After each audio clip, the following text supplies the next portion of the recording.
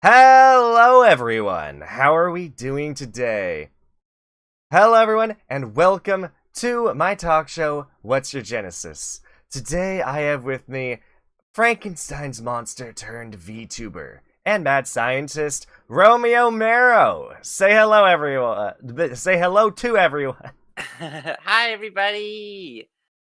Oh Welcome. man. Thank you for having me. I would just have like a go-to. I'm like, welcome everybody, and I'm like, well, I should also say like, well, thank you for having me on as well. Because this is quite an Yeah. honor. And I'm glad you think of it as an honor. I just like to think of this as a very fun time to pull people on and chat with people. Oh man. But I'm very glad to have you here. I'm very excited to chat with you, have a good time. I'm very excited to get Am to know I? you. Am I? I'm excited. I'm excited. Everyone in Yokast has been a pleasure on the show, and I hope to do more. Maybe rope you into some future shenanigans I have planned. That would be fun. That would be fun. But also, I see we got Sienna in chat. Hello! Sienna. This is just dropped in, as well as Fred and Grim, reoccurring people whenever I have Yokast members on. Very glad to see both of you guys. Of course, of course. Oh man. Love to see them. Always love to see reoccurring faces. It's very meaningful to see those people. Oh man. But it's kind of weird because it's like when you see like that reoccurring faces, you're like, oh yay, they're back. But also when you see new people, you're like, oh my gosh, someone new. So it's like I don't know. It's always like no matter who's like participating, it's always like a different kind of like excitement, you know? Oh yeah, definitely. I definitely agree with that. I'm just Oh excited to see man. anybody. I'm like, yeah. Yeah, I will say though, to me, I do find it more exciting when I see someone I recognize. Someone I'm like, I've seen you before. That means you're coming back. Which I'm just always so happy for, I'm not gonna lie. Oh man, very excited. Also, to those in chat, I may be releasing, it may be today, I might be releasing another edited down episode of this talk show, in which I will be uploading Cassius's edited down episode, which I'm very excited for. You know, the Invisible Man, Cassius Griffin himself. I'm very excited for that. Woohoo! But yes, Romeo, thank you for joining me. Really appreciate having you here. Yeah, of course, of course. Do you want to tell people a little bit about yourself, you know, for those who don't maybe know you? Yeah. So my name is Romeo Marrow. I am a Frankenstein monster of sorts, and I am part of Yokast, which is a little like group of other VTubers because we're all VTubers. Monsters specifically, I guess, separate ourselves from other such VTuber groups of sorts. I guess I don't know. And you all live in the Yokast Mansion together. Oh yes, we all live together in a mansion, and yeah. Yes, I live in a mansion, and Sienna steals all your packages. It's true. It's true. It's pretty unfortunate when you have to like get a bunch of like samples ordered or something, and you're just like, where are they? And like it's like I need them for work and whatnot. Like I'm trying to get all these things done by a certain time period, and they're just not showing up. And then you find out that Sienna just kept chasing away the mailman. Yeah, and I was like, okay, now what? You guys all lose your packages, but for some reason she lets her packages arrive. Feels a bit selfish to me. She only accepts her packages because it's the only packages she can trust. I didn't even know she let any in. I thought she just like I was shocked when I heard that. I was like, what? I know. You'd expect she chased the mailman away completely. She must be able to smell when it's her package. She must like no. Or maybe she put special instructions. Like maybe she has the delivery man like drench the package in a gross scent or something that she knows specifically is only for her. Just has to dunk the package in like skunk pheromone. Or maybe like when she chases the mailman away, like the package like has her name on it, and she's like, "Hey, what are you doing with that? That's mine." Maybe. That's That's mine. also very fitting. That could be it. Oh man, Take the package from him. let's hope none of those samples affected Sienna in a negative way. If she drinks anything, it might. I don't know what she does with them. If she like confiscates them. She's like a bodyguard, so I guess she probably confiscates them. I hope she doesn't get messed up with all the stuff. I swear some dangerous stuff sometimes. I know she says her doghouse is small, but I swear she probably has like a hidden floorboard where she like can pull it up, and I bet there's just like a massive like nuclear bunker under there. She just stores all the stolen packages. That would make sense because where would she put all that stuff? It wouldn't fit in her little doghouse, that's for sure. Yeah, yeah. Oh man, oh man. But yeah, so and I do know, speaking of samples, I do know you are a scientist yourself, correct? Yes, I am. I am the monster and the scientist all in one. That's very neat, very neat. Are you a scientist because your creator was also a scientist? Because you are Frankenstein's monster. Does that mean you were made by Dr. Frankenstein? No, the idea was totally stolen from me. I did it. I did this to myself. You did this to yourself? Yeah, yeah. How? Very tricky, I'll tell you that. Along the way, you know, like I had to like get rid of body parts that were not doing what I needed them to do, so I had to like slowly replace them. And yeah, I think only the brain really remains like fully. Everything else gets changed out every now and then. And yeah, it was not an easy task to get the brain out. I don't doubt it. It sounds almost impossible to remove one's brain and then transplant it. Yeah, now I have like memory problems because of it. I hope that you're only using your lab for experiments and not for growing some of the green stuff, if you know what I mean. Green stuff, like on your wall here, like in the little. Nah, I'm thinking, you know, like like we just go maybe like in the Yokast Mansion, there's just a hidden meth lab or something. No, no, of course not, of course not. We're not having Breaking Bad Monster House edition, right? Yeah, lots of crazy stuff though in there sometimes, but not all crazy. You know, some of it's like just like oh, it's like I just gotta take the sample, see how much like stuff, what kind of like minerals are inside this like sample, see if it's got anything in it. You know, some normal stuff sometimes too. Made any big discoveries so far? I don't think so. Not recently. A lot of things don't end up doing very well. It's like I test a lot of stuff and I find out things that aren't like it's like I can prove things that aren't working sometimes. So Oh that's good. man. Oh, hold on, wait. What is Chad Fine. saying? I don't need to have success in my experiments. The invisibility potion? Yeah, yeah. I always have an invisibility potion somewhere. Oh wow, interesting, interesting. Sometimes it gets loose though, and then affects someone by accident. Oopsies. Oh my gosh. Flubber the green stuff. Oh wow, that it also yeah, I guess Romeo could accidentally invent Flubber. What's flubber? Have you never seen Flubber? I don't know. What is it? It's an old comedy movie about a guy who basically, I think he invents it. I don't know, or if he just finds it. It's like this green substance, that basically it's sentient. It's like a sentient green slime that is super bouncy, like extremely bouncy.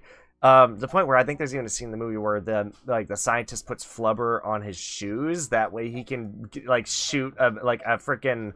He jumps all the way across a basketball court to dunk the basketball or something weird. Yeah, it's like a Robin Williams movie, I think.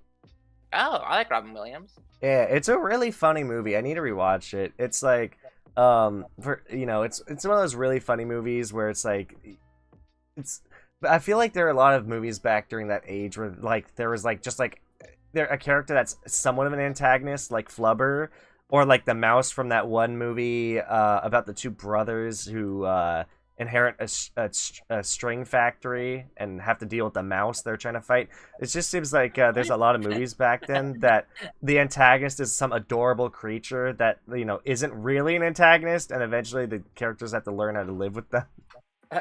Okay. All right. It's definitely a vibe, you know, back in the movies back in those days, for sure. Yeah, sorry. Trying to... I was gonna say, like, you're right. Yeah, no, my mom has came and asked me to try and open something, but I can't because it's freaking on there too tight. Okay. Yeah. Like a Oh pickle jar man. or something, like the No, lid's I stuck don't know down what there. it was. I think it was like it's either like an alcoholic medication or it's like nail polish or something. But I just was like it Oh, literally was okay, on there way too tight. got it. You need like a Uh, like a thing so you can like get more friction. yeah. Oh man, I was very confused when she came in. I was like, what do you need?" She asked me to open it, so I tried, and it just on there way too tight. So, oh man. But going back on, to talking about you and Yokast and all that, I'm very curious. So, with all your experiments, Amity told me, like, I asked her if you ever experimented on her, because I believe Cassius even said that you have done experiments on her before, but I can't remember.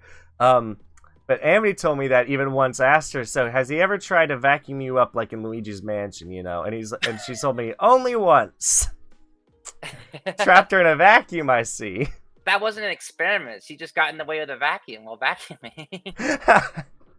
Oh, so it wasn't even an experiment. No, she just she probably thought it was an experiment, or someone probably thought it was an experiment. Because I do like some, I'll do something that like just like seem maybe like wacky, and people will assume it's an experiment. But I'm just like, I'm doing normal things. It just sometimes things happen, and they think that it's an experiment. Maybe that's how she lost her sock. Maybe like her sock was like her second sock she used to Oh, have maybe was loose and it got stuck. And because she's like a ghost, like you sucked her entire being into the vacuum. And once you finally got her out, maybe you lost her sock, her other sock. that's entirely plausible. That's for sure. It's either that or like I guessed. I don't know. Sienna seemed like she didn't think of stealing socks before I told her about it. So I was gonna say, I mean, she technically could have taken Amity's other sock, but I don't think that's possible. The mystery of the missing sock. I don't know. The mystery of the missing sock. Who Oh no. knows? Just But yeah, watch. Go ahead. I was gonna say, yeah. Sometimes I do experiments on my fellow gen mates because, like, when else am I gonna have like a great test like subject? Like when am I gonna have like another ghost where I can just test on if I need to? Or like especially Cassius being an invisible man. Like that's very intriguing, right? Oh yeah. Like, how Oh strong yeah. is invisibility, and like how far deep does it go? You know? Oh definitely. Yeah. How far does invisibility go? What like does everything he touch or wears become invisible? Who knows? I mean, except for his coat, I Yeah, guess, and glasses, because those I think he said are specially made. yeah. Oh man, it'd be funny. Also, I just have another theory about the missing sock. What if just Cassius, because he's invisible, I'd assume that Amity's sock isn't specially made for him. So what if he's just wearing her sock and no one Oh my knows? gosh, just wearing it the entire time. He just stole her sock for No no one would reason. know. It'd just be invisible. No one would know because the sock is not visible on Cassius. These are some Uh, good theories. I don't know. I'll have to investigate. Investigations. I'm surprised there's not an investigator in Yokast. It seems like all you guys different roles. You're the scientist. Cassius is kind of just like the owner, and I guess he's technically a secret agent. Sayana's a bodyguard, and Amity's just a shut-in who lives in the attic. Which I didn't know. I did not know she could leave the attic, but apparently she can. Which I only figured that out on our when I had her talk to her. She was like, "Oh yeah, she just needs to bring a piece of the house with her," and I'm like, "Oh okay." And apparently Yeah, she actually yeah, has a job where she goes and haunts other people's houses. yeah. She's like bound to the house, so like like she has to like live there basically because she's bound there. But she can come and go still, but like she always comes back. Oh my god. That's very cheap. Wait, the ultimate plot twist. Funnily enough, Casey and Socks do have a connection. What connection is that? Is there more cases sock connections? I don't Is there know. science? Apparently, the Yocult members know. And then when you say Yocult, is it with a K or a C?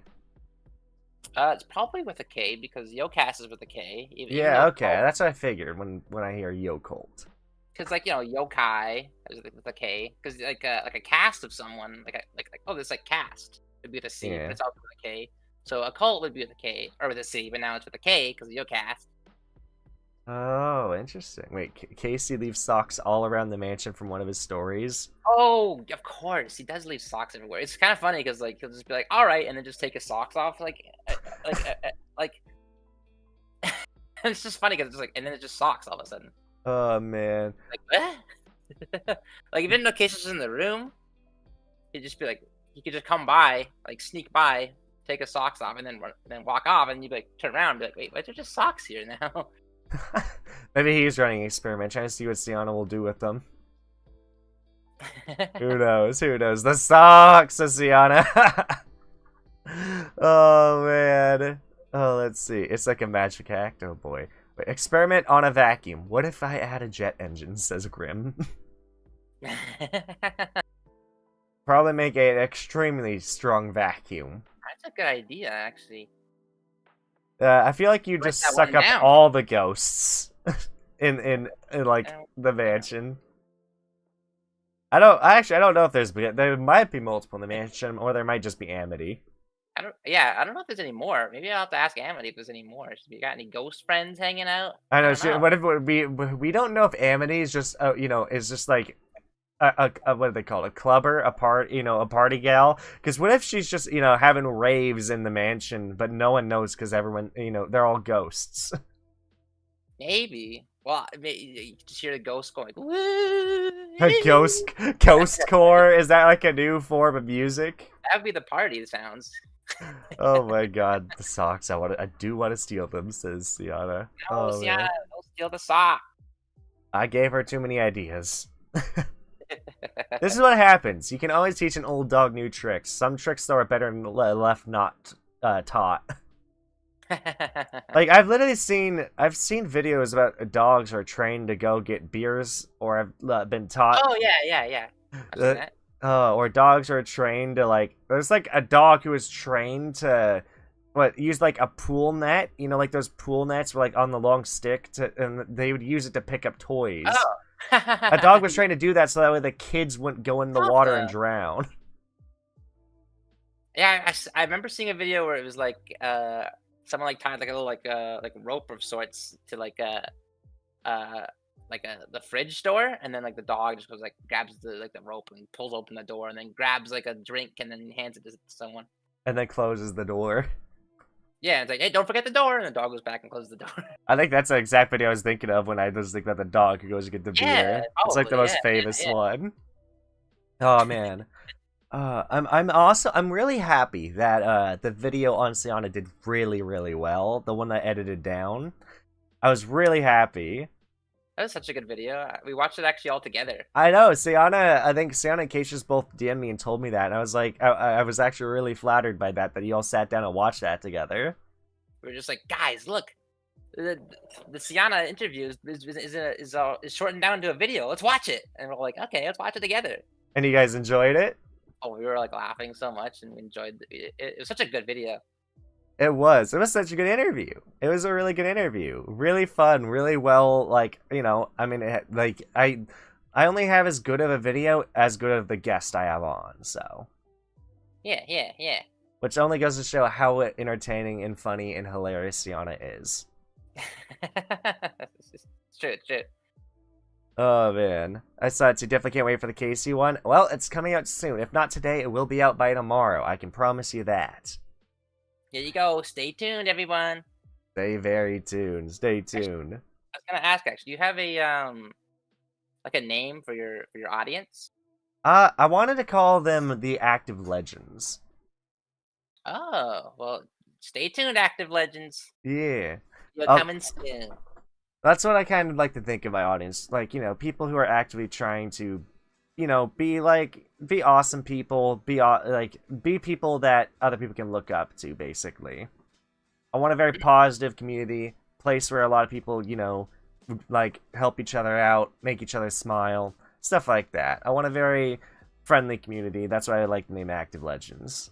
I get that. You're always helping each other up, like you pull someone up, they pull you up, Yep, and that's even how I view content creation. It's like I think that when it comes to content creation, I want to grow, but I want to grow just as much as I want to help other people grow. Like seeing the success of my friends, it makes me happy. Yeah, it's so awesome. Like community building like that is so cool too. Like just like being like seeing everyone just like doing stuff and whatnot, and kind of being a part of it is a sorts. Oh yeah, oh yeah. If It's I a cool feeling. like, I literally like how my viewpoint literally is. If I ever get successful in some, and like say some of my really close friends aren't, I would literally start paying like with the money I'd be earning from YouTube. I would be spending some of that money on my friends, paying an editor for them. That way, that editor can handle their content, so that way they can grow. I've literally would do that for my friends, just because I want to see other people succeed just as much as I do. That's so awesome. I care about my friends. It's like because for me, I feel like as a content creator, I shine the most when I'm with other people. I don't think I'm the most entertaining person by myself, which is why I take so much. I'm very grateful to my friends and why I try to give back to them as much as I can. Because I feel like without them, I would not be where I am today. Mm, mm. Yeah, yeah. You don't can't really get anywhere on your own. Like in any like art form, really. I feel like. It really is, yeah. Yeah, Uh, yeah, yeah, yeah. very much so, yeah. I'm very curious. So, what actually got you into content creation? I think it's just like I've always viewed content creation or sorry, content creators, I guess, uh, for like a long time, and I was like, oh, that'd be cool to do. And I'm kind of there now. I do stuff when I can. Yeah, yeah. I mean, I tuned in like before this. I wanted to listen. I listened to like a little bit of your streams on YouTube and your VODs just to kind of get a feel for your personality and maybe get to know a little bit about you. Like I was watching you play Wordle with Sienna. Oh yeah, yeah. I believe it was Sienna you were playing with. I could be wrong about that. Yeah, yeah. I am like really into like word games recently. I watched like people on TikTok play a bunch of Wordle games, and like they just seem to have so much fun with it. And like I don't know, it's just it's very simple stuff, but it's just like it's very like entertaining. Like at least for like how simple it can be, and how like you kind of like learning too. You're like learning new words or like learning new things. Yeah. Like I guess in like crossword videos, which are kind of cool because you have to learn stuff. You're like, what is this? Like, what could that even possibly mean? Crossword word search, or I used to love word searches and crossword puzzles when Oh I yeah, was yeah. younger. I do word searches sometimes when I'm bored too. Actually. I think World could be fun too. I've never played that. I feel like it could be fun. Yeah, uh yeah, yeah. Also, I think there's always the classic game of Hangman that's always fun. Oh yeah, yeah. That's true. Yeah, that's pretty similar too, actually. It kind of is, yeah. I guess if you think about it, if you what is it? Is it Jeopardy? You can kind of think Jeopardy as like competitive Hangman in a Yeah, way. I think Jeopardy's the one where it's like you have to guess the letters. oh no, that's Wheel of Fortune. Oh, okay, I messed it up. Yeah, Wheel of Fortune. See, this is why I don't. I've yet to run a game show yet. I plan to get into running game shows soon. Whether those are live or recorded or both, I will let you know when that becomes a thing. Like, because I do want to do that. I think it'd be a lot of fun to run a game show, especially because now with Discord having a built-in soundboard, I could have everyone in a Discord server and add the Among Us beep sound effect as the buzzer.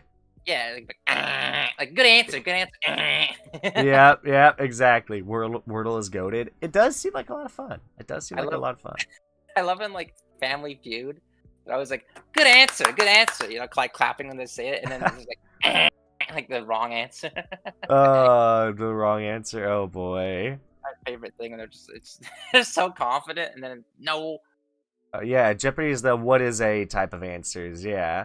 I don't like that about Jeopardy. It's weird. It's like when you have to answer, it's like, it's like, I'll take this for 500. And then it's like, yeah, your answer has to be, what is that? What is a tractor? Has to be your answer. Instead of just saying tractor, you have to say, what is a tractor? Why is that a thing? Why do you have to say, what is a? Why? Yeah, I was confused about that, but I understand the concept now. It's like kind of like a reverse of like a normal like question, because it's like they give you the answer, right? and you have to say the question that is associated with it. So it's like this thing is used to like what do tractors do? Pick up stuff, I guess. Is that what tractors do? This vehicle picks up stuff. I don't know. And you'd be like, oh, what is a tractor? So like in reverse, you'd be like, what is a tractor? Well, it is a like vehicle that does blank and blank or whatever. Gotcha. Yeah, that makes sense. It took me way too long to figure that out. I was like, why is it doing that? Why is it saying what is or like who is or like all this stuff? Very much a Family Feud type vibe. Good answer, good answer. Loud buzzer sound. Yeah, I love it so much. Oh man. I'm gonna finally understand. Yeah. Game shows are interesting, you know. I think I don't know if it really counts as a game show, but I just remembered how much I loved watching Wipeout when I was younger. Yeah, Wipeout's fun. Watching people get hit the big red balls, bounce off, or like get smacked in the face by like the. Like, it looks like it hurts like hell, but it's still funny to watch people get hit in the face or get their legs knocked out from under them. And I wouldn't want to do it, that's for sure. I don't think I want to do it, although there is the fun idea. I do know there are apparently Wipeout courses you can go to. I want to say it's probably in California or something. Really? You can go to that? Oh my god. Yeah, you can go to it. And like, I mean, I literally saw a video. I mean, Alpharad hosted a whole competition. And it's funny because in his video, for everyone, every competitor, what he like, they were on the Wipeout course, but he censored, so he blurred everyone's feet in the video. Oh, yeah. Okay. Which is just hilarious. Oh man, I just like the amount of effort that it took is just hilarious to me. I remember one time I was watching Australian TV. Like I was on a website that let you like watch Australian TV. I don't think it exists anymore. But I remember watching this one like game show on there actually. I don't know if it's Australian based or if I just saw it there first. But it was a game show called like Pointless, and it's kind of like reverse Family Feud. It's like, you know, in Family Feud, you want to guess the most like common like answers to like a question, but in Pointless, you have to answer correctly, but like least guessed correct. Yeah. Try to get like the least amount of points as possible. And if you get like a pointless answer, right, where no one actually said it correctly in like the survey, I guess, but it is true, getting 0 points, that would be like the goal. Yeah. Oh, let's see. Per se, I really love improv. Like, whose line is it anyway? I do like improv too. Improv is fun. And again, that is another idea I have in the future is to get some VTubers to do some improv. Because you can do a lot. Like, I literally could just, like, change the background and be like, alright, you know, we're gonna, like, I could have you, like, I could also have it, like, teams and be like, alright, say it's Romeo and Sienna versus Itzy and Cassius or something. And then it's like, and then I would be like, alright, Romeo, like I'd be like Romeo, Cassius, or whoever you know. I said like, all right, you two are trapped in a tornado, and I pull up a YouTube video in the background of you guys. You're like running away from a tornado. Whoa! Watch out for the tornadoes! And I just throw scenarios at you as you guys are doing things. Could be like you're in a tornado, and then like, and suddenly you get hit in the face by a fish. It's not me though. I'm not the fish. I swear. Oh man, I think it could be fun. It could be fun. Let's see. That's a bit like Pull Mine from Jackbox Party Pack 8. What does? Probably what the game show you were talking about. Oh really? I think that maybe. I don't know what Pull Mine is. I've not done Jackbox Party Pack 8 yet. Is that new? Or no, it was 9 the newest. I always forget. I don't know. I don't actually know. Huh. I love Jackbox games though. I feel like we, as Yokast, we should play more Jackbox games. Like. Actually, we haven't even done any Jackbox streams. You should. Jackbox is a lot of fun. I haven't hosted one in ages, but I really should. Jackbox is always a blast with the community. I sometimes do wish the games could go up to many more players, though, because of how big my friend group has expanded. I want to play Gartic Phone. Gartic Phone is always a blast, even if you're not good at drawing. That makes it even better, though, if you're not good at drawing. Oh man, so instead of top 5 answers, you want the bottom 5 answers? Oh man. Romeo is not a fish. What? Is this a thing where people claim that people are fish? Yeah, I'll explain it actually. So usually I hiccup a lot on stream, right? This is how it starts. And I've learned recently that like hiccuping is some kind of like thing that's related to like when we were fish or something. So like, Remind it's like yourself you're not a leftovers, like fish. leftovers. So if you remind yourself you're not a fish, then your hiccups go away. I only heard about this recently. I think it was I saw a clip of somebody donating to Maury Calliope or Calliope, Maury Calliope, Calliope Maury, whatever it is. Her, Callie. They donated to Callie and told her that, because she was struggling with hiccups. Like, remind yourself you're not a fish. And she was like, "Why did that work?" Yeah. Oh man, I think I had hiccups yesterday and actually did that and it worked. I was like, "There's no There you go. way." Yeah. Although And like, my go-to is actually to eat a spoonful of peanut butter. oh, I haven't tried that. That typically works pretty well for me. But since now, being a fish is now associated with hiccuping. Now, if someone hiccups, it's like, oh, fish alert, fish behavior, fish behavior, fish. Fish behavior. Yeah, it's my favorite. Like, fish, sounds like fish behavior to me. Oh man, I'm curious. You do not have to answer this if it is secret or classified information. But I'm very curious. Is there any news on a new Yokast generation ever coming out? Or not currently. I don't think I'd be able to answer if it was coming up soon,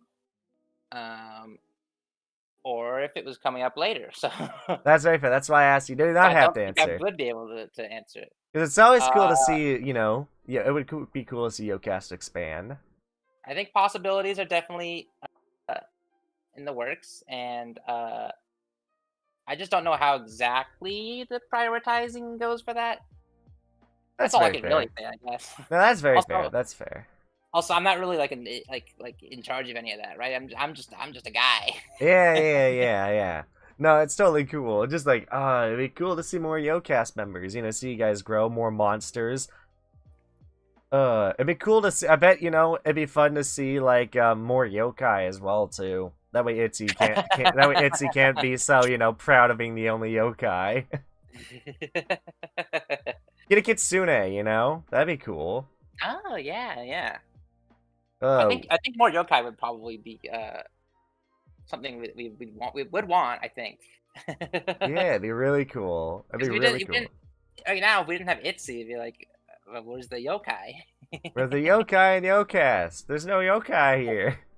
I mean, I guess technically, you could think of Amity as a yokai because I'm pretty sure ghosts are yokai too. Technically, I know there's at least spirits in yokai I guess it's lore. Like kind of like ghosts and whatnot. I think just like poltergeist specifically. I don't know if that's like yokai related or whatnot. I don't really know much yokai, to be honest. I'm just a guy.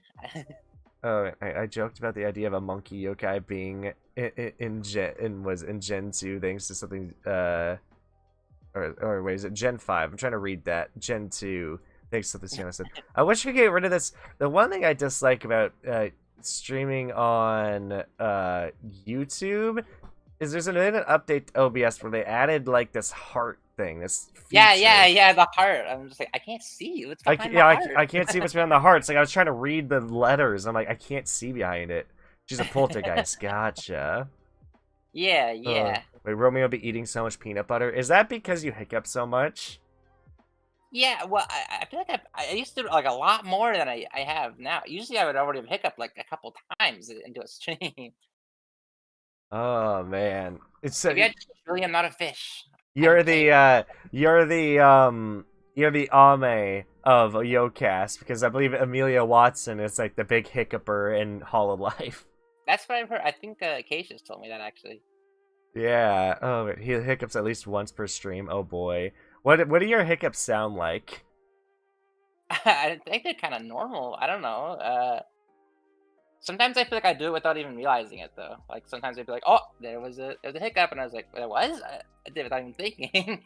I don't know. I could try and make it sound like it. Like, yep. Oh man. You hear that? I don't know. I could never not notice a hiccup. Like that thought is wild to me. Oh man, wait. As such, I developed hashtag ORHM. What is ORHM? It's obligated Romeo hiccup moment. 'Cause this Oh! happens quite often usually. Well, maybe not as much anymore. I don't know if I've done something differently. I think I just have transformed into no longer being fish-like. So no more accusations, everyone. I'm not a fish. You're not a fish. Yeah, stop accusing me. What did I do? Oh, man. That's just great. Just being accused of being a fish. Oh man, I'm curious. So with patchwork and all that, do you make sure you smell nice and clean? Because I assume hopefully those body parts aren't rotting ever anytime soon. They're pretty like inactive actually. They don't really like have much to them. They're kind of just like a casing almost. They don't really like have like much to them. They don't. I don't think they. I don't think they, at least I don't smell Gotcha. anything on it. They're kind of just there. I don't know.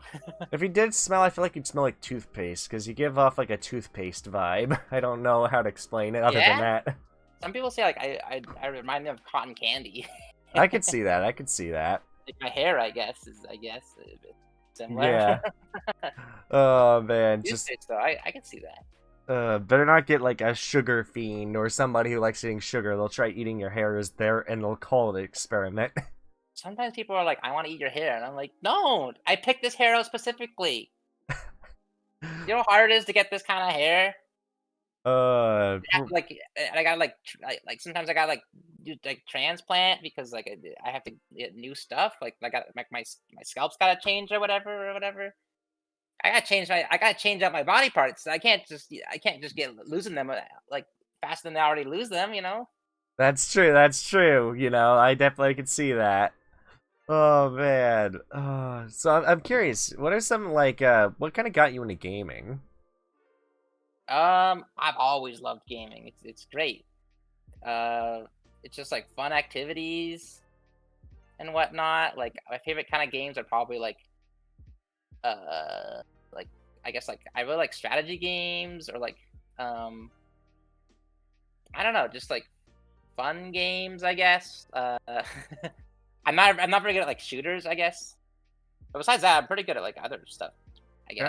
Gotcha. What were some of the earliest games you played?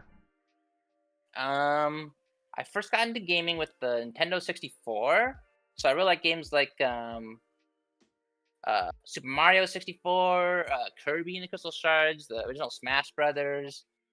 I also had like all the Pokemon games on like Game Boy.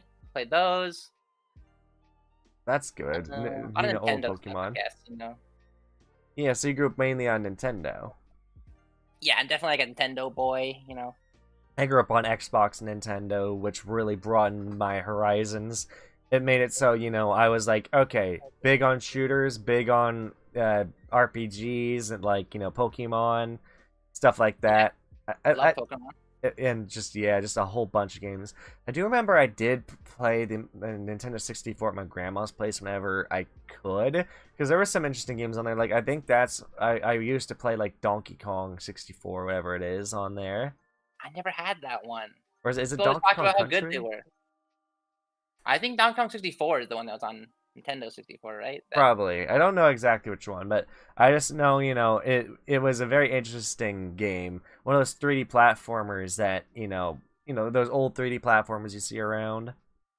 One 3D platformer I would love to honestly play through. Like I feel like it'd be a funny game. I don't know if it'd actually be safe to stream because of all the jokes and crude humor, and that's Conker's Bad Fur Day. Yeah, I knew you were gonna say. I knew You already knew. You already knew what I was gonna say. Immediately when you said the crude humor. I used to like. I think that the first I got in that game was either I was fighting a bull or a bee. Like in an arena, like there's like a red flag. I didn't get too far in that game, but I did enjoy it because it was funny. I've seen a little bit of the game. I never played that one either, actually. There's also I think this was actually for PlayStation 2. There was a Fairly Odd Parents game. Oh. And that one was a lot of fun. We had to fight like this guy that has like a shadow enemy. Like he was like this big evil guy who could control the shadows. But it's like there was like even a moment where you go into this mansion and you could become a ghost. It's like what was cool about that game is every level like you could unlock like 3 or 4 special abilities that you had to unlock to beat the level.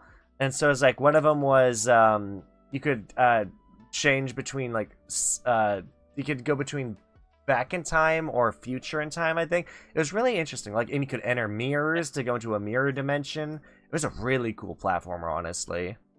Oh, because like you can get like the wishes going. Is that how that works then? Kinda, yeah. Oh, cool, cool. I think I like might have played like a Fairly Odd Parents game at some point, like very very briefly. Like I have like the vaguest memory about it. Yeah, the first level, you could walk on playing cards and stuff. It was really interesting. Oh, cool. Is Were they giant or were you just tiny? They were giant playing cards because you were like up in the fairly the Odd Parents headquarters or whatever. You know, like the fairy headquarters.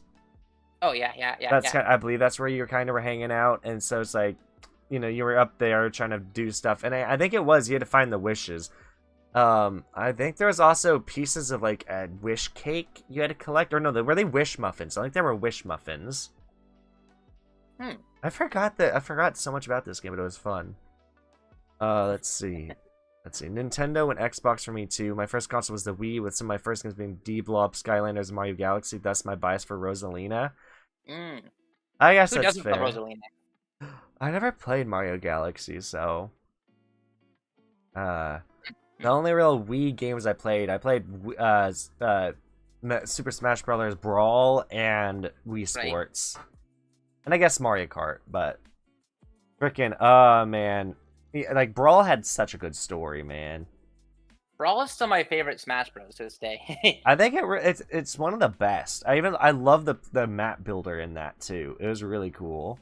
Yeah, although people like don't like that game because it's like slow and whatnot, and I'm like, I don't know, it's just kind of, I feel like it's just kind of fun. Like I guess I don't know.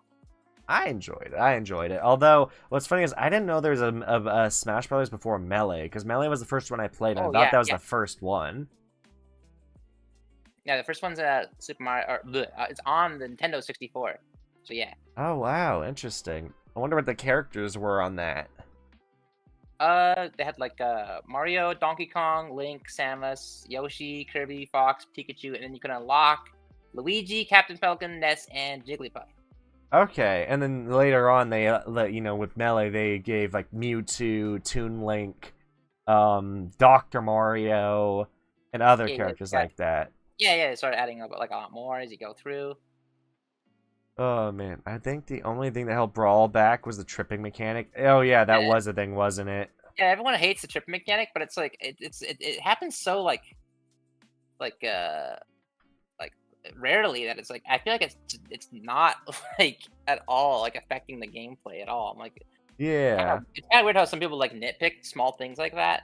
Like I don't think it's a good mechanic, mind you. Like it's not something interesting or anything, but it's probably people are more competitive that dislike that game. Yeah, they're like oh my god, I tripped like once every 100 games. Oh my god, the game ruined. And it's like you're kind of reaching at that point. I feel like, and I feel it's kind of like groupthink. Like, kind of people are like, oh well, someone says tripping sucks, and I don't like it either. So obviously the game's bad. One of the coolest things I saw recently was freaking the. Do you know Ludwig's chess boxing event he hosted? Briefly. I've heard about it. I didn't watch any of it, but I did know about it. Some other streamers are talking about it too. What was really cool is like the first 2 matches he had weren't actual chess. It was Smash boxing. So they would do Super Smash Brothers for some time, and then they would do chess, and then Smash, and then chess, and then Smash Brothers chess. Until winner was decided. That was a really cool spin on the chess boxing thing, which again I didn't know existed until Ludwig hosted the event. But it was some of the most hype. Like I don't like watching like boxing sports all that. I have no interest in that typically. But the fact it was paired with chess or video games was actually really cool to me. Yeah, it's kind of weird because it's kind of just like an out there idea enough that it's like intriguing, without it being like silly. Kind of interesting. Yeah. And with kind of brilliant, I gotta say. It is, yeah. And I mean, kind of reminds me, because there's a Mortal Kombat. I don't know if it was Deception or another one, but it was for the GameCube, where there was a Mortal Kombat being a fighting game was cool as there was a mechanic or like a mini game you could do against a friend where you could do chess, but you choose some of the characters to be each of your pieces. So like you could have Ermac be the pawn. You could have I'm trying to think of another character. Sub-Zero be your king. You could have Scorpion be your knights and stuff like that. So it was really cool combining fighting games with chess. Because it would be like you try and take a piece, but if you lose the fight, then you lose your piece. Yeah. That's kind of cool. I think I remember like imagining that as a scenario before. It's like, oh, why don't they put like a chess game where they have like characters instead of just pieces? Yeah, Shao Kahn is the king. That's what I was thinking. I second guessed myself. I was like, is Shao Kahn actually a character name for Mortal Kombat? I second guessed myself. I don't play much Mortal Kombat. I'm not a big fighting game nut, you know. Me neither. I just played like Smash Brothers, and even then, I kind of get tired of the new games pretty quickly. Oh yeah, I played for a bit, and I'm like, My favorite part about Smash, I mean, and with Melee and Brawl, was the story, like the camping, going up against Master Hand and all that, and with Brawl's case, the actual plot line. Like it was cool. They don't have that in the newer games. They kind of just like.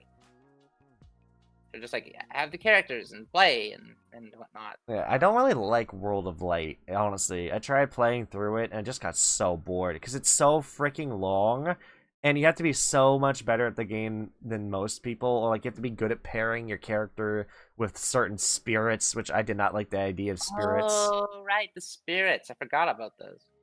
It was just a bit meh to me. Not the biggest fan of World of Light. I keep thinking you're going to say World of Warcraft for some reason. Yeah, Cinderella the Queen, Baraka the Pawn. Yeah. I liked Ermac as the pawn because there were two maps. There were two or three, because I think there were 3 or 4 maps. There could have been more, but I remember there was just a closed-in arena, which I didn't like because it was kind of boring. Because you couldn't. There were other maps that was really neat because there was one where it was surrounded by acid, and there's one where it's surrounded by a pit of spikes. So if you knocked someone off the edge of the map, they would just immediately die because they'd fall into the spikes, they'd fall into the acid. Those were the maps I liked fighting on. It's because then I go with Ermac, and I liked Ermac because he had a ranged attack that would cause knockback. And if you used it on someone who was by the edge, it would immediately knock them off the edge and kill them. Right. Oh man, hey Wild Spice, how you doing? Doing the lurking. Glad to have you here. Appreciate it. Lurk away. Oh man, let's see. I often delve into tons of fighting games, Smash, Kill Instinct, Skullgirls, Mortal Kombat, etc. Nice, Fred.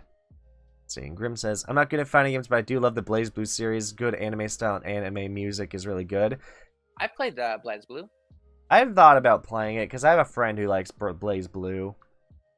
But again, I'm not that great. I wasn't good at it. Yeah, I'm not that good at fighting games in general, so.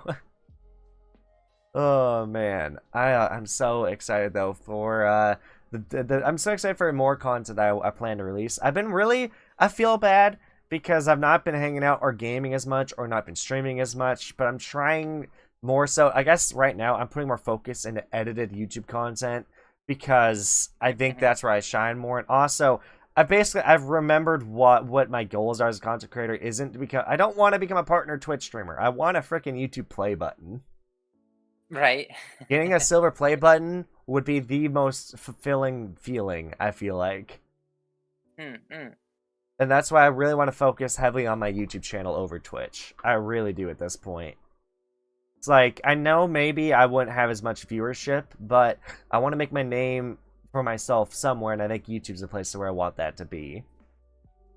Yeah, I mean, I feel like YouTube's kind of like cozy because you just like, you stream there and then you're done.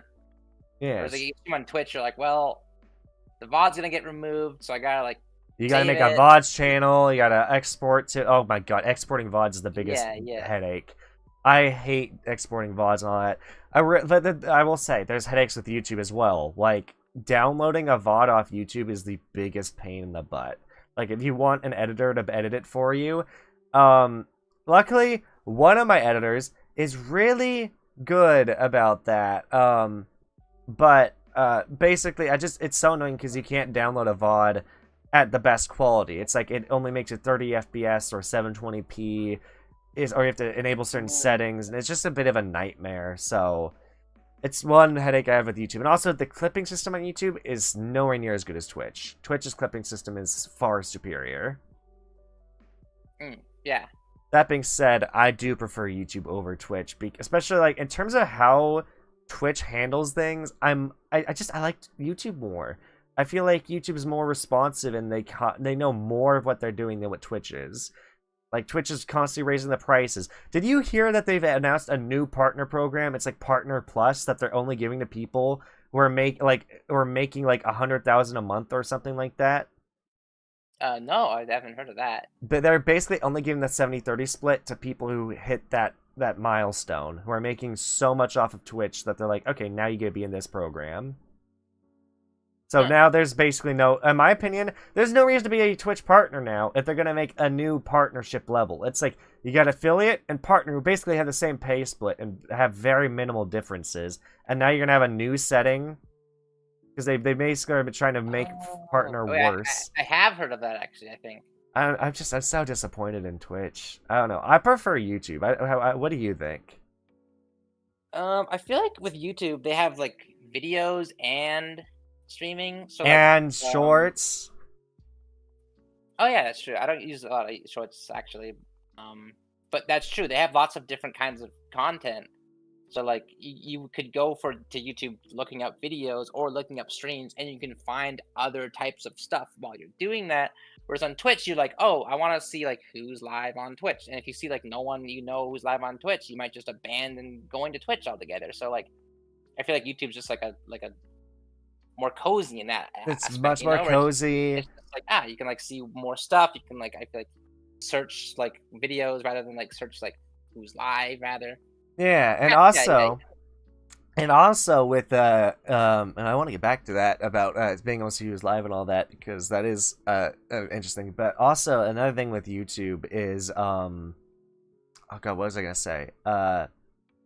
Another thing with YouTube is oh god, let me try to remember. I'm trying to remember my brain. Well, I guess I'll talk about the other thing, because the community tab. That's what I was gonna talk about. Well, another thing that YouTube has is the community tab, so you can post updates to not only your subscribers, but some people, literally, that's all they do on YouTube is they post the community tab and use it like Twitter. So they'll post a meme, and then they'll maybe put a link to a video, or they'll just post memes, and they're just there to post memes on YouTube. Oh, so you'll just be... Yeah, so you can just be scrolling through YouTube on your phone, and then you'll just see a meme. Like, I saw a meme about how, it's like using that template from the Bee Movie, where it's like, the woman says something outlandish, and the guy's like, what? And she goes and says, meme that I saw was, did you know that if you look at the spelling of Ohio, it looks like a tractor? And I was like, oh my god, that's so funny, because it's actually kind of true. Oh man. This shoot. Okay, I'm trying to think of a Jeopardy thing. Okay, this vehicle looks like the how Ohio is spelled, and then someone would say, "What is a tractor?" Yeah. Full circle. It took me a sec to stumble over, but you got it. We got it. You got it. But also, going back to the whole thing you said earlier about being able to see who's live, that is one slight issue with YouTube. Is it's a little bit harder. I mean, it's all right to find the people you follow who are live. So I've heard some people do struggle with it, and other people don't. Although it's funny when people are like, "I can't see when you're live." I'm like, "Well, you do know I posted on Twitter and in my Discord, right? Whenever I'm live." But besides that, so apparently sometimes people don't get notifications. Another thing is it is hard to find people who are live on YouTube. It's a little more difficult. It's more of a hassle if you're looking specifically to find someone who is live. Live streaming, as a friend of mine gave me advice, someone who's been doing content creation for a long time, is very successful at it. They told me that basically YouTube videos are how you grow your audience. Streaming, whether that's on whatever platform you're using, is typically how you engage with the audience you currently have. That makes sense. Which was really good advice, because that's really hammered in my thinking that I want to focus more on videos, not so much live streams. I do plan to, I still plan to live stream here and there, like my talk show. My talk show is a live event. I'm gonna do that live. It's fun. It's a good thing, and it's like something that my community can look forward to every week and be like, Real Neo Gen will be live on his talk show at least once a week. I'll be doing at least live streams on my talk show. But I think I will once again focus on YouTube, especially because I am closing in on being monetized. I'm getting awfully close now. Yeah, if you have like you can't really post like a video to Twitch really either too. So no, well you can, but there's no point. Like you literally can. You can upload edited videos to Twitch, but there's like no reason or point to doing it. Yeah, I'm like, I don't think that would reach anything. Like, I don't think that would really do much. The only reason anybody ever uploads on the Twitch is to upload a channel trailer. Oh yeah. That's one of the things people upload, but you literally can upload full-length videos to Twitch, which makes no point. Man, I've heard about it, and they're not making it very streamer friendly. Yeah, they're really not. Small streamers are gonna struggle more and more on Twitch. They really are. It's why, again, it's like one of those things that's gonna be really, really tough. I mean, hell, I could make a game show all about finding underrated streamers. I actually think about it. I could be like, make the contestants like prep, and they have to go and find the most funny clips they can of underrated streamers who have like under 10 viewers, average viewers. And then make them all compete, and we vote on who is the most funny clip. That could be a fun game show I could host. That'd be interesting. You got VStream now for VTubers. That is a thing. Here's the thing. Right? VStream, the only issue I see with VStream is it is going to, again, be specifically for VTubers, which I can see being a problem for a couple reasons. It's kind of like gatekeeping. And I know, in a way... In a way, recently, I guess you could say I have, because I've been mainly hanging out with VTubers. I will say it's just easier to kind of collab with VTubers, and you kind of get in the right mindset with it. I even back before I became a VTuber, whenever I saw posts that someone was like, "Hey, VTubers, this or that," I was like, "Can anybody who's not a VTuber actually partake in this too?" Because it's like limiting it to just VTubers feels like gatekeeping. I won't lie. Yeah. I know that's just my personal opinion, but I've never actually heard of VStream. VStream is kind of a newer thing. Well, I don't know how new it is. I could have sworn I heard about it, because it's like a basically Twitch, but for specifically for VTubers, and you can credit your model author in your bio. You can credit this and that.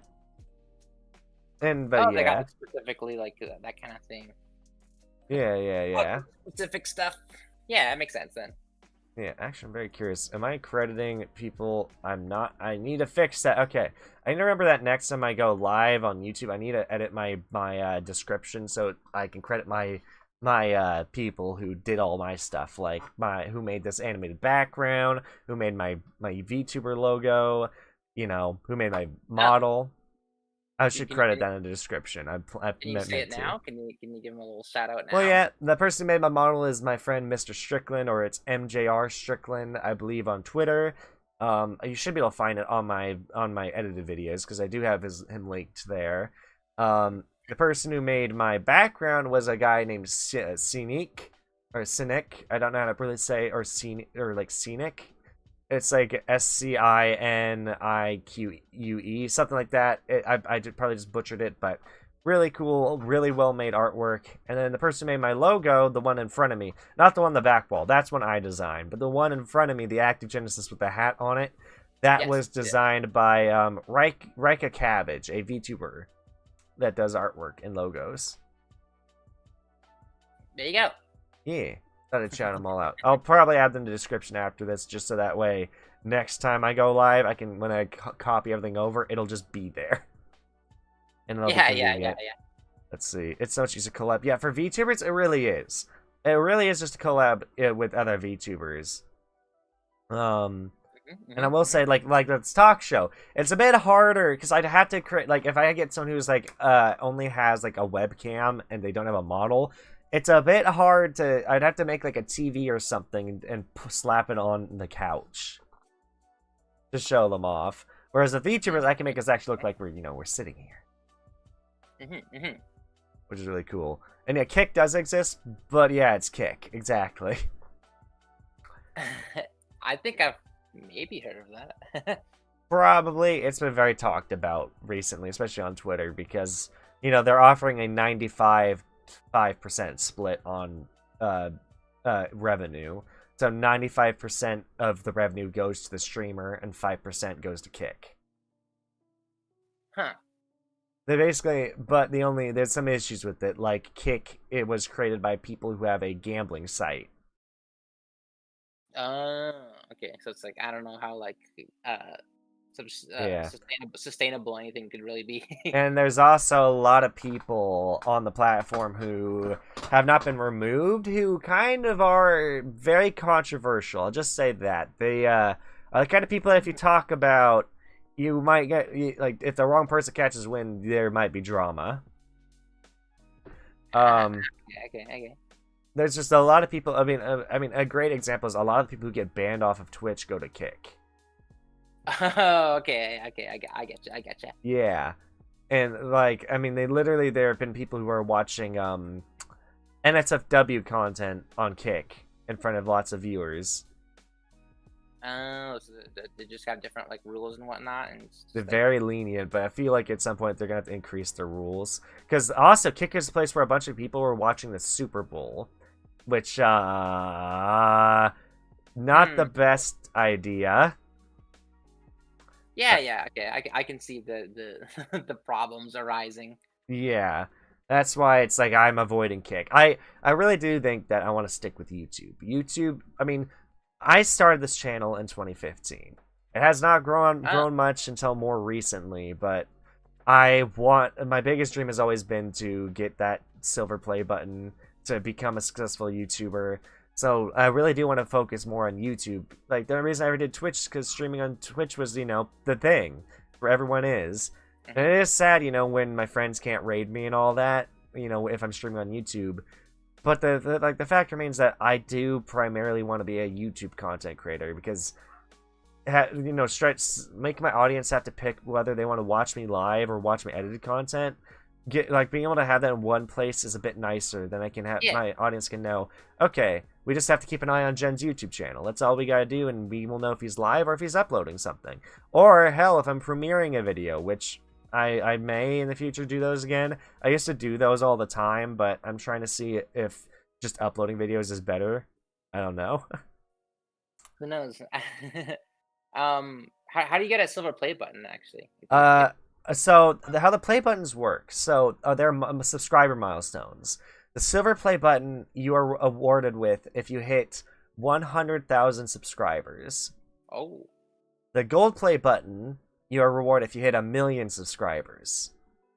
I believe then comes the diamond play button. I want to say it's either the diamond or platinum play button. I don't know. It's either or. You get those at 10 million subscribers, and then I don't know if it was official, but PewDiePie did. I think he got a special play button for 50 million. He got a Ruby play button. Wow.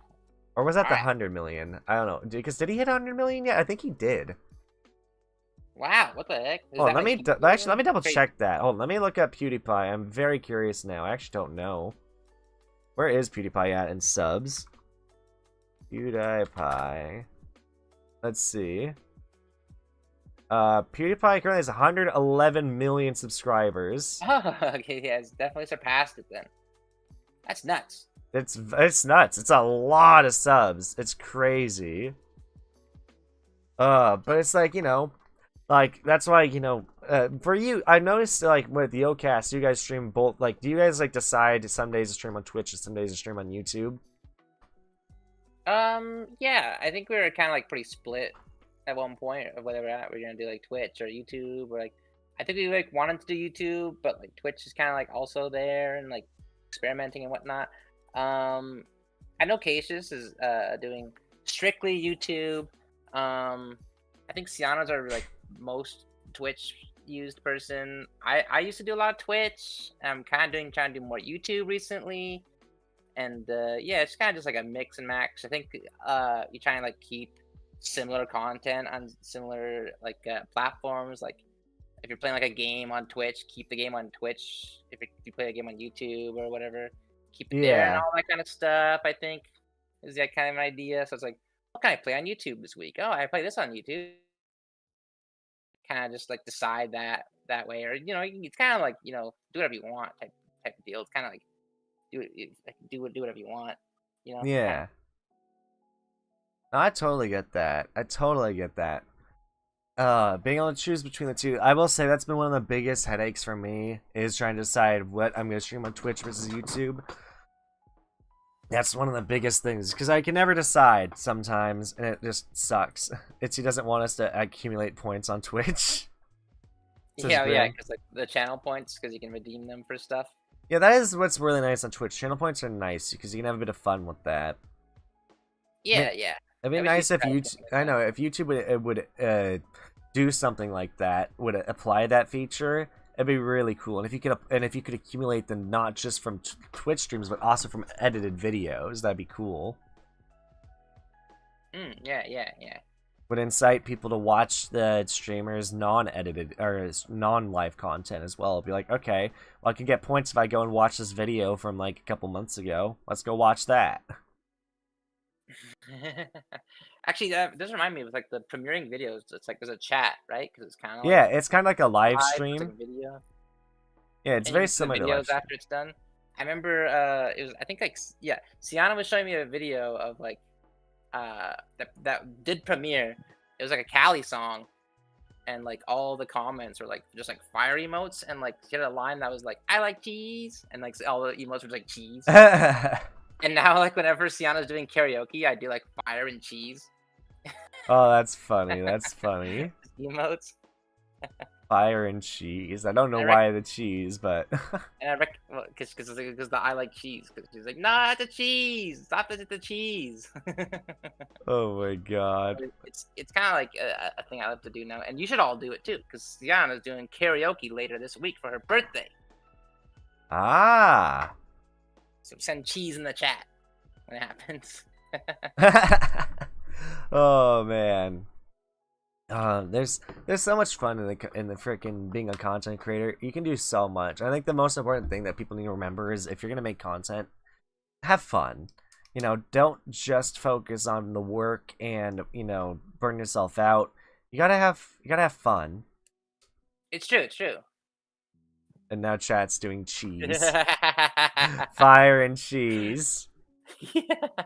Oh man, I can't wait till I unlock the ability to use emotes. That'll be cool. Is that something you can do on? Wait. Yeah, on YouTube. On YouTube? You can do it after getting monetized. And then you can do custom emotes. Yep. Oh. Just like Twitch. You just can't use and there's no animated emotes though. Okay, that's cool. That's cool. Yeah, it's really cool. I didn't know that.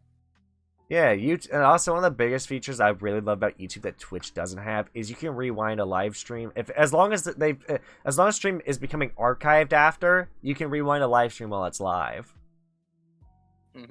Which you can't do on Twitch.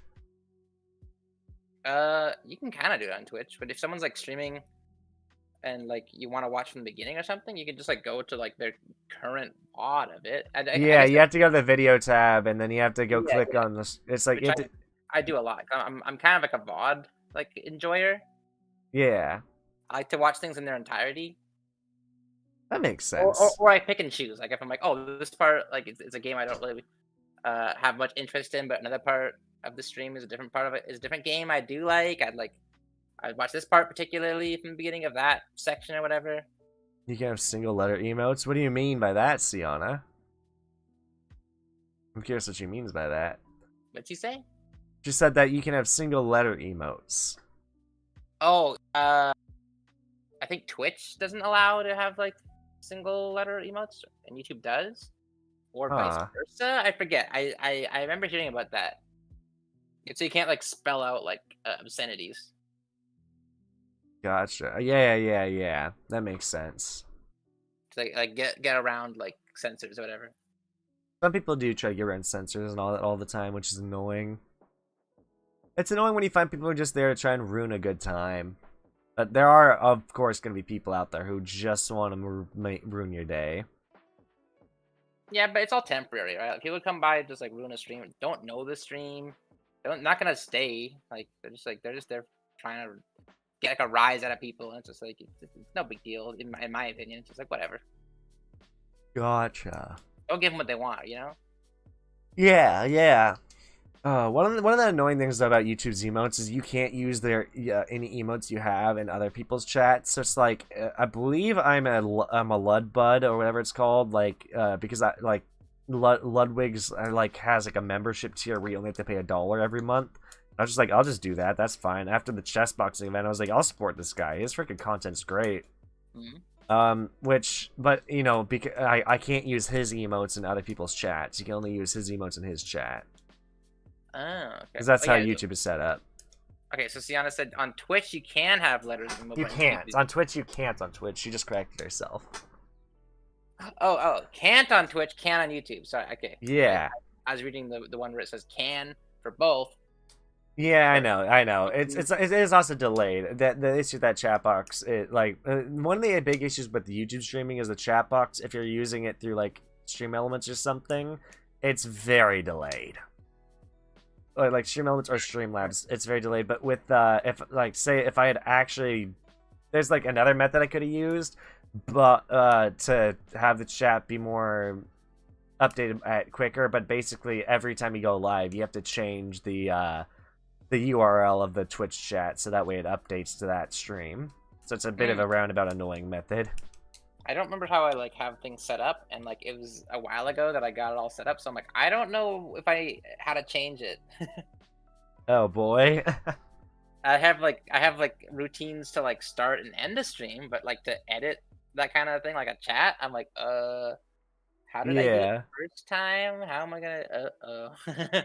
One of the hardest things I had to teach myself was how to code a chat box, so that way the name would basically, I remember that I had to code it in a way so that way the name and the icons would be on top or next to the text, because I was having an issue with that. It was the biggest pain ever, and I never want to experience that pain again. If I ever get a custom chat box, I'll just commission it and figure out how I use it then. But right now, I'm just kind of taking these easy. I'm going to slowly commission more things as I go, but right now I'm going to focus on paying editors and thumbnail artists. Right. Which I'm very excited for, the thumbnail I'll be getting for the video I'm currently editing. Because I've seen the concept art, and oh boy. Or at least I've seen a sketch, because I sent the concept art, they sent me back their sketch, and I'm like, damn, that looks good. Nice. I'm excited. Let's go. Oh man, I just want to take my content in down a route of trying to entertain people more, so trying to make more entertaining content than just getting on a camera and streaming a game I'm having fun playing. Yeah. It's always, and like you said, you want to make sure you're having fun and doing things you want to do. Exactly. One of these days I'll start playing more video games again. I really do. Want to frickin' beat Halo Wars on Legendary at some point. I've not started that yet, but that is one of my goals, because I love Halo Wars, and I'd like to be able to say I beat on Legendary. Legendary is the hardest one, right? Yeah. Oh, jeez. I was playing, I think it was Heroic with Cassius on the first 3 Halo games, and those were hard, so... Yeah, Heroic can be a little difficult, but I mean... but Legendary is not even the hardest difficulty, because the next step up is you do Legendary and you have all skulls on, because skulls are difficulty modifiers. Gives enemies more health, makes them a higher rank, so instead of the blue elites, you'll only get, silver, gold, and the stronger ones. Stuff like that. It just makes the game harder. Famine makes it so every weapon you pick up only has half ammo. The foreign skull makes it so you can only use human weapons. You can't use Covenant weapons. Oh, okay. Which is tough. Interesting, okay. So, I imagine having all those things on is definitely a game changer. Oh, man. Honestly, I should probably get back to streaming Elden Ring at some point, but I just haven't felt like it. Yeah, I feel like for a while there, I was like, I'm just playing games on stream. I'm like a fake gamer. I'm not even playing games in my free time, but... I'm playing the new Zelda game a lot, outside of streaming, which has definitely been hey, let's go. That's probably been a lot of fun. Yeah, I've not spoiled anything about that game because if I do decide to ever play it. Did you play Breath of the Wild? I did. I never beat it, but I pretty much got to the point where I very well could have because I beat all 4 Divine Beasts. I was just basically Yeah. trying to complete the DLC first, but oh my god, the Master Sword trails are so hard. Yeah, I never did DLC, but I did like pretty much beat the game almost. I didn't beat Ganon, but I was like there. I went to his room. I went to like the place he's at, and then I just stopped playing. So I was like, I don't want to fight the last boss. I don't like combat in this game. But I was like, I'm done. Like I've beaten it basically. I've decided, and I haven't played it since. I will say though, the new Zelda, like, no spoilers, but I do like it a lot more. That's all. So. Oh wow, that's I'll take it from you. I've definitely heard that a lot of people like the new Zelda game. What's crazy, it's basically like 3 times bigger than the original because there's like 3 maps. Yeah, that's pretty true. Yeah. Because there's the surface, there's the sky, and there's the underground.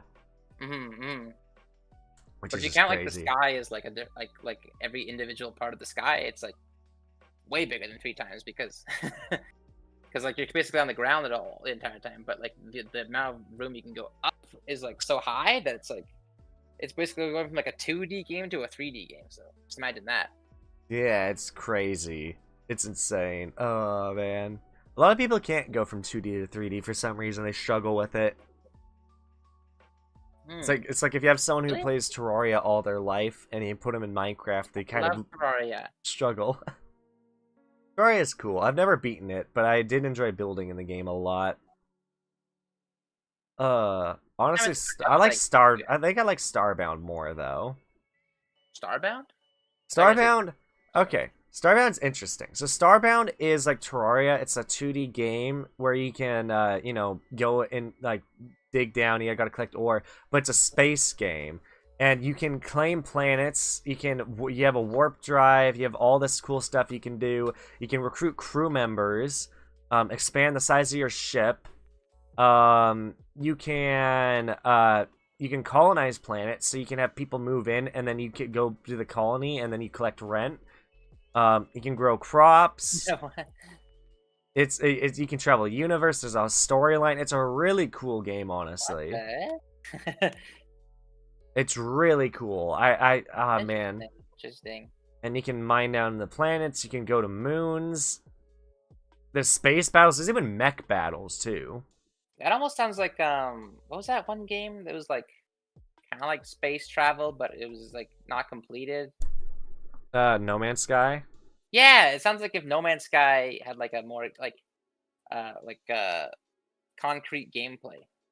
Kinda, yeah, kinda, and it's basic. I mean, kinda. I mean, they've really updated No Man's Sky now. They pretty much fixed the game, but I just don't really like playing it. Honestly, I really should get a bunch of VTubers to play Starbound with. That could be a blast. Yeah, I've heard that exact sentiment about No Man's Sky. Where I was like, I've heard that it's better now, but I just am not gonna play it. I'm like, I get it. I've tried it briefly. A friend let me try it, and oh my god, it's so boring to me. The tutorial is so boring. Like that game, I don't know.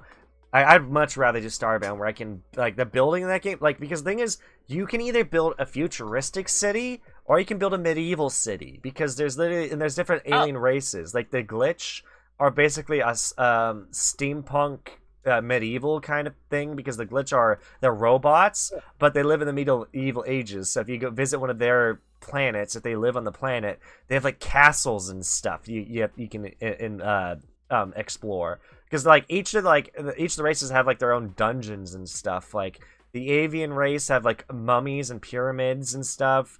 The Florins are basically like a primal tribal, so it's like they're like cannibals. They're cannibal plants. Very interesting. So it's like I love those. I love. So they have their own culture. There's the Hayato, which are an underwater race. So they have underwater cities they live in. And there's pirates, underwater pirates that will attack you. Giant fish that are in the underwater sections. Then there's the ape race. I don't know what their actual name is. But basically they're like monkeys, and they basically live like what was it called? a dictatorship. So it's like they live indoctrinated, so they live in like laboratories and like these cities that have like speakers where it's like propaganda. It's a really cool game, honestly. Oh my gosh, what the heck? So in depth. Now that I'm talking about it, I forget how in depth this goddamn game is. The only issue is it's not popular on YouTube. I haven't even heard of it, so yeah. That's what sucks. It's like it is because Unfortunate. I can even send you a screenshot real quick of the game. Hold on, let me pull it up because this game is really really cool. Let me type in Starbound because it is one of those games that you could play up to 4 friends or you can mod it to play with more because it also has a modding community on Steam. So it has like a Steam like a workshop page. Oh, this does look like Terraria actually. You looked it up? Okay, nice. Yeah, and there's spaceships and stuff. There's mods where you can just build your own spaceship, but I kind of like just playing with the default ships and decorating them. Also, I forgot to mention like the Hyotl, the water race. They kind of have more like a Japanese look or Asian culture. So it's like while they're underwater and stuff, they have like temples and stuff inside. At least I think that's the Hyotl that do that. And then humans, of course, have the futuristic cities. It's honestly really, really cool game. Like, man, I'm getting the craving to play that game again. But I would need, you know what? I need to play that with a friend group that I know would have fun with. Now you're making me crave to play this game now that we've talked about it. I haven't played this game in years either, but I'm gonna have to uninstall a lot of mods. Oh yeah. I have so many mods, I forget which ones I've installed. Like, I think I have mods that add more races to the game, and I should probably uninstall those, because I want to play it kind of more vanilla. That way I don't get distracted by the game's building and aspects and stuff. I just don't know what funny moments would happen in that game. That game could have a few, but it's mainly one of those kind of chill games you sit and chat with friends while you play. I was gonna say, I think it would give more chill vibes than like, oh, we're having all these hilarious moments. It would definitely be a chill vibes game, one of those really good ones. Honestly, it wouldn't be a bad game to stream with friends. So if Yokast are looking for a good chill game, Starbound or Stardew Valley are really good. Fun to play it like at night, just like a chill game. Yep. Doing stuff. You can build colonies, so Ziona could go off on her own and build her own planet, and you can like what's cool a cool tip thing that I learned I didn't know until I got way too far in the game. You can build flags in the game, which you can use as teleporters. Oh, interesting. So if you like put a flag down and label it, if you go to your teleporter, it will like have your flag as a label of what you can teleport to. And then you can always just beam up to your spaceship. As long as you're not underground or nothing's covering your head, you can beam up at any time. Although there are mods that just let you beam up from underground, but it's kind of cheap to do that. But that's if you, so it's like, if you want to do that, you can't, like, it's one of those games where you can play as casually or as hard as you want. That's cool, that's cool. Yeah. I recently, sorry? Go ahead. I've been talking too much anyways. I was gonna say, I recently, kind of like, heard something about like games are meant to be fun. You don't have to play every game on the hardest difficulty, and I was like, you know what? Yeah, you know what? I do vibe with that because usually I'm like, I gotta play the game on the hardest difficulty. You know, I'm trying to prove that I'm a gamer here, and I'm like, I don't have to do that. But like, I think like setting like a good difficulty like for your play style is like what you should do because like recently I was playing like Half-Life 2, and I kept being like, oh man, I keep being like so low on health, and like. I actually increased the difficulty from easy to normal, like in the middle of the game, and then I kept being like, "Oh man, like my health is always so low," and I kept just like focusing too much on my health, so I turned it back to easy, and I was like, "Okay, now I'm having fun again," because yeah, I don't have to worry about like I need more health. Honestly, I wish I didn't play Half-Life Alyx on the hardest difficulty because I feel like I should have played it more casually, but I played on the hardest difficulty. Wasn't the hardest game ever, but still I did die a lot. I'm still sad I never fully edited my playthrough, but you know. My first episode, I highly edited it, and the video did not do well, so I was just disappointed, and I just didn't want to edit anymore after that. Sometimes I do want to play things on the hardest difficulty though, as like a challenge, like for Fire Emblem games, the ones I've like played like a lot of, like Awakening and like Fates. I like to play on like hard difficulties. Awakening not so much. I have done Awakening Lunatic, which is the hardest difficulty, well, hardest quote unquote.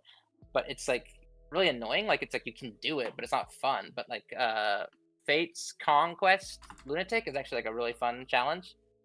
that I did like sort of recently, and I was like, maybe if I like have the ability to stream it at one point, I would do it because I was like that'd be kind of fun. That makes sense. That makes a lot of sense. It's always fun, like, increase the difficulty playing a game on a hard difficulty, but it's always, you know, nice to reduce it if you feel like it's too hard. Like, I was trying to play through Bioshock on the hardest difficulty, but the only issue I have with the game is enemies just become, like, there's a difference between making a game harder or just making the enemy, like, some people when they make a game harder, like, oh, let's just make the enemies bullet sponges. That's not fun. That's not fun. Do not make it so it takes, like, do not make, like, normally an enemy that's hard should, you know, it should take a while. But if it takes 10 minutes to kill an enemy that on a hardest difficulty, it's not fun. It's not fun if it's like not even a boss, you know. It's just a pain in the butt, and I hate that. Yeah, yeah. Like if it's not a boss, what the heck? That's way too long. Or it's like a mini boss. I mean, I guess the big daddies kind of are like bosses, but it's still the fact I literally can run out of ammo while fighting one is not fun. That is not fun. Yeah, yeah, I get that. So it's like, that is why to me, the only fun I really, like, with Bioshock next, if I ever were to stream it again or to try and replay it for fun, I'm not doing the hardest difficulty because that's just not fun. Like, whereas Halo's different. Halo, harder, and Halo, all that means is the AI is smarter, it's more reactive. Sometimes, yeah, the Jackal Snipers, like in Halo 2, it's a pain in the butt because it will see you and instantly kill you.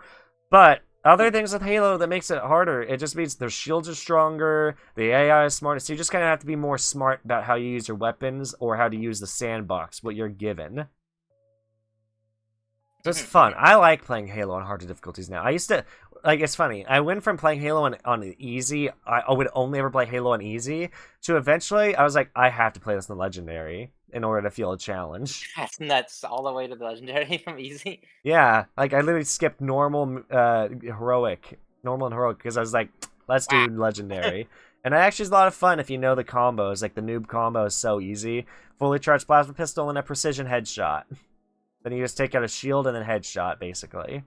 Yeah, like, because Cassius and I played, and I am definitely not, like, good at shooters very much, so...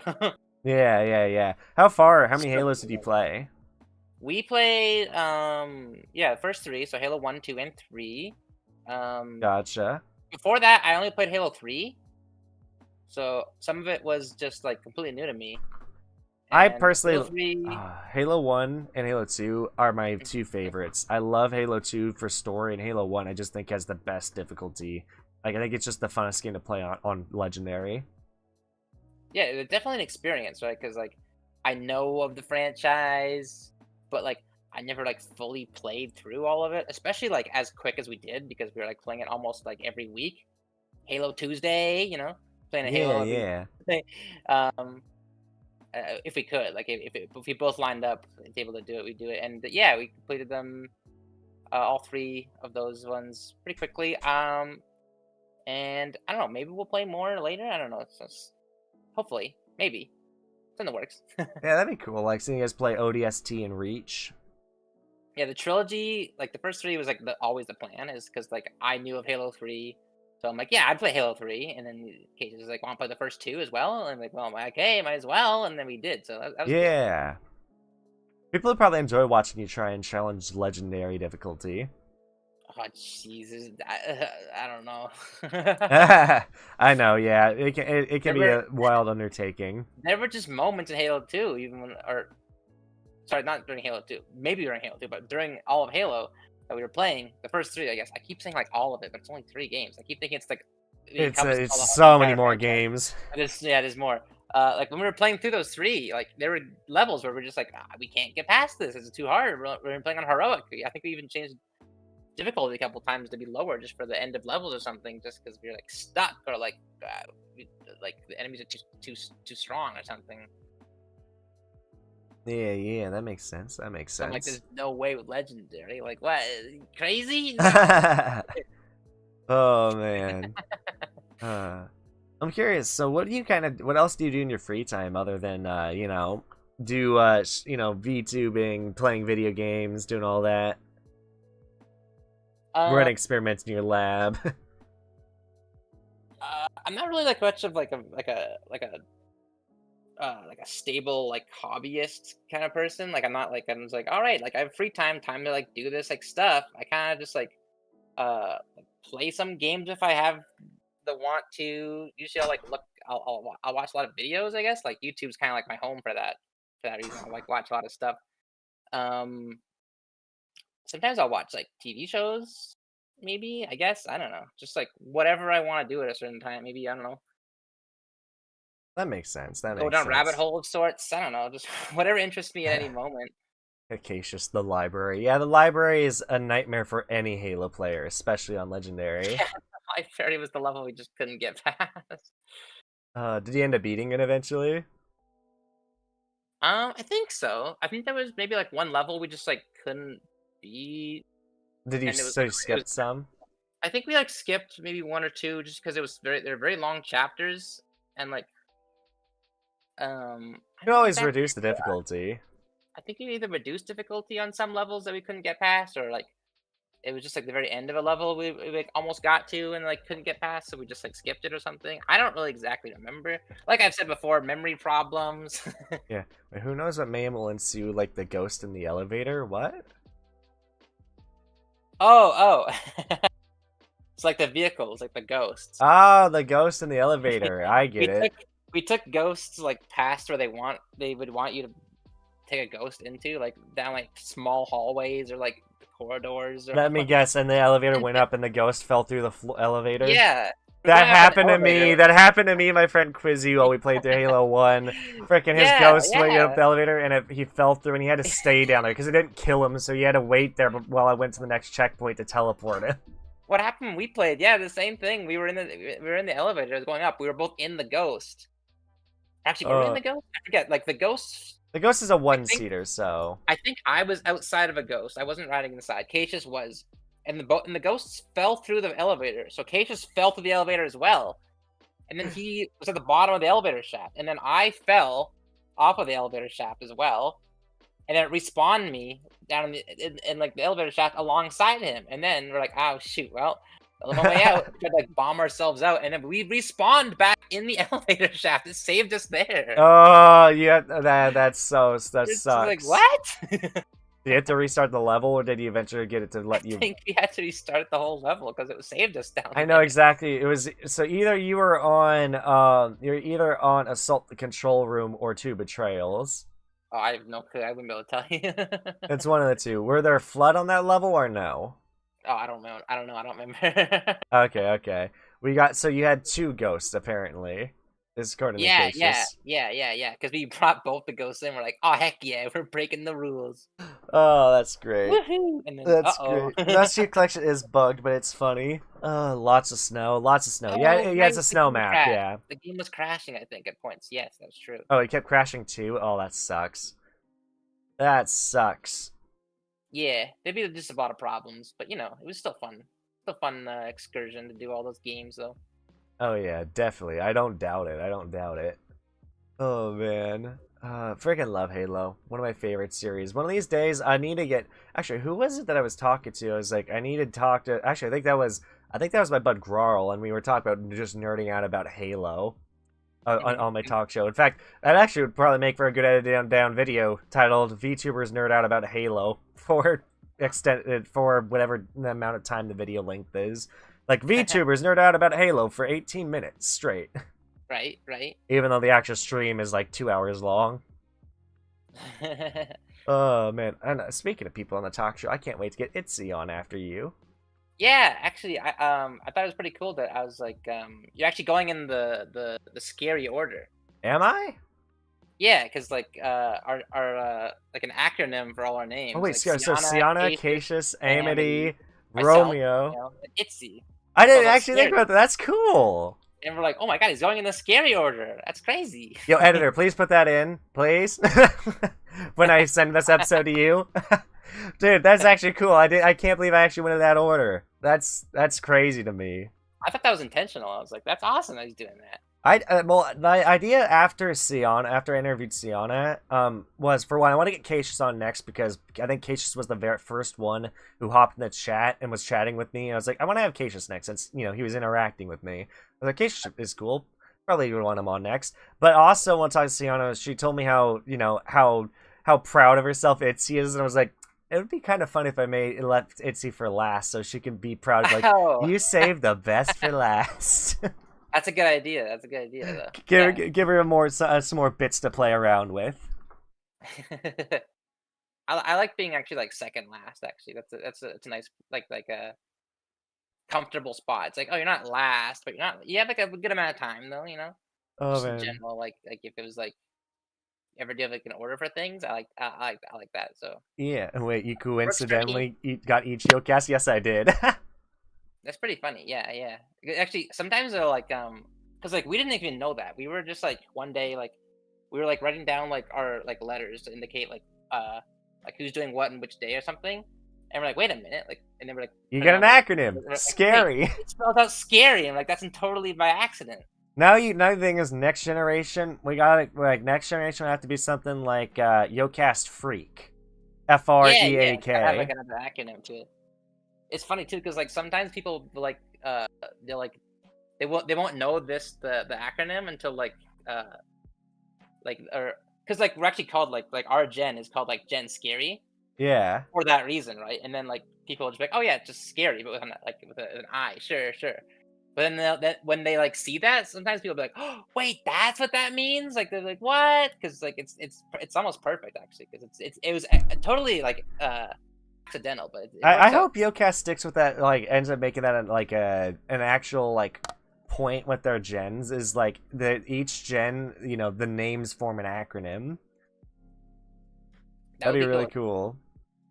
You got Scary, and then we could have Freak. You could have Boo if it's just be a generation of 3.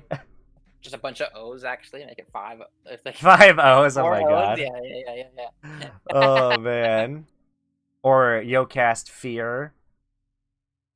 Hmm. Just a lot of cool names. You could do a lot of acronyms and fun stuff Fear with with a that. PH. You never know. You never know if one of your generations will only end up having 3 or 4 members, though. That's true. That's true. It could always be interesting. Although I feel like Yokast Boo would be probably more ghost-based, VTubers. We need more like yokai too, so we can't just have like a bunch of the same like ghosts. Yeah. I mean, you could put a Kitsune in Yokast Freak. Well, I guess it Yeah, wouldn't be yeah, K. yeah. I guess her name would be K, but that'd be too fitting with her being a Kitsune, actually. Who A knows though? Boo with 4 O's because, So, Yokast Boo. boo. Oh, man. Boo. Oh, man. Well, I will say, I think it's been a blast having you on the talk show today on What's Your Genesis. I do think, though, it might be a good time to start wrapping up. Because I got plans to get back to editing and trying to finish up a video today. Oh yeah, yeah. Yeah. And also, uploading Keish's edited down episode. Which I don't know if he just arrived, so maybe he doesn't know. But his episode is done and Yeah. ready to release. I'll probably be releasing it within the next 2 hours or so. Ooh, Crypt. That'd be a cool acronym. Crypt? That is Yokast Crypt. That's actually sick. That'd be cool. That would be cool. Yeah. That'd be really cool. But yeah, thank you so much for joining me, Romeo. It's been a blast. Yes, thank you for having me. It's been an honor to be here. Very fun and just generally good vibes. Awesome. I'm talking glad. to I'm glad. I want to Good. make sure that you guys have fun. I want to make sure my talk show. It's not. It's nothing special. I don't have any big special bits yet. Implemented. But it's I kind of just treat it as a nice chance to sit down and chill people. I do plan to do more chaotic content in the future, like forcing VTubers to do improv and stuff like that. I think it'll be fun. Right. I think it'll be a lot of fun. But yeah, thank you so much, Romeo, for joining me, and thank you everyone so much. Everyone in the chat, everyone from Yokult, the community Yokult, everyone who just tuned in to come join in and watch. Anyone who's new here, thank you so much. Really appreciate it. And hopefully, actually, before I fully sign off, make sure you go check out Romeo in the description below. He's cool. Got all his socials down there: his Twitter, his YouTube, and his Twitch. He's a cool guy. Hey, thank you for the shout out. No problem. And of course, if you enjoyed the talk show, whether this is the edited episode or the live episode, Subscribing always helps. You know, hitting that notification bell for when am uploading my content and going live. Likes and comments, all that stuff helps a lot. But yeah, thank you everyone so much. And we'll see you next time. Peace. Bye.